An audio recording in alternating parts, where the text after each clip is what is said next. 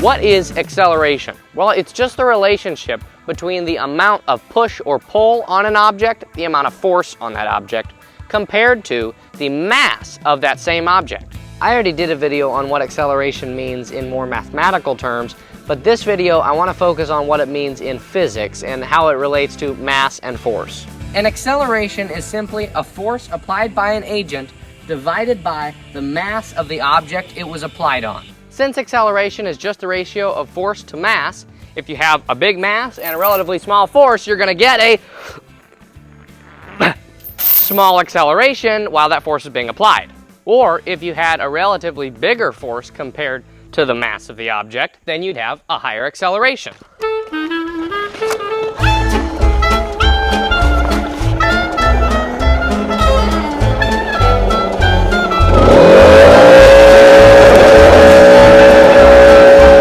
The bigger the force applied on an object, or the smaller the mass of that object, the greater acceleration that object will experience. However, given enough time, even the smallest acceleration could propel the biggest mass to an almost infinite velocity.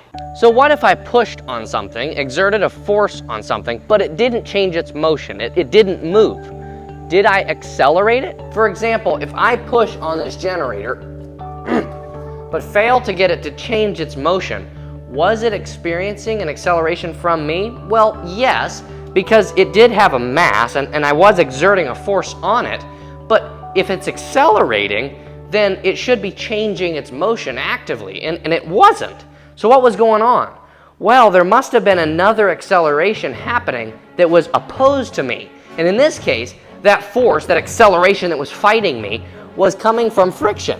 Probably these little rubber pads, these little rubber feet on the concrete, maybe some from the wheels.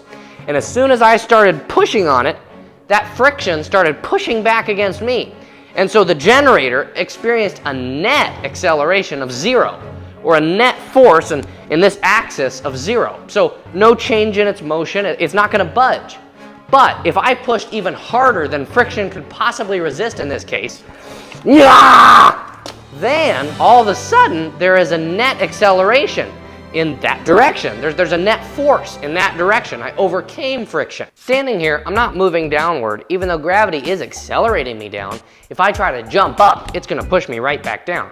But there's another acceleration at work, and that's ground force, pushing up just as much as gravity is pushing down.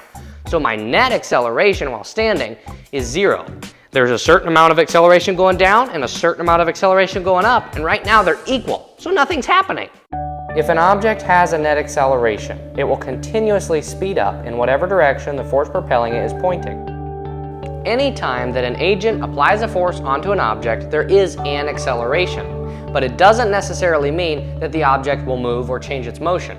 That is only when there is a net acceleration. Thanks for watching RedNeck Physics. I got way too much stuff in my pockets.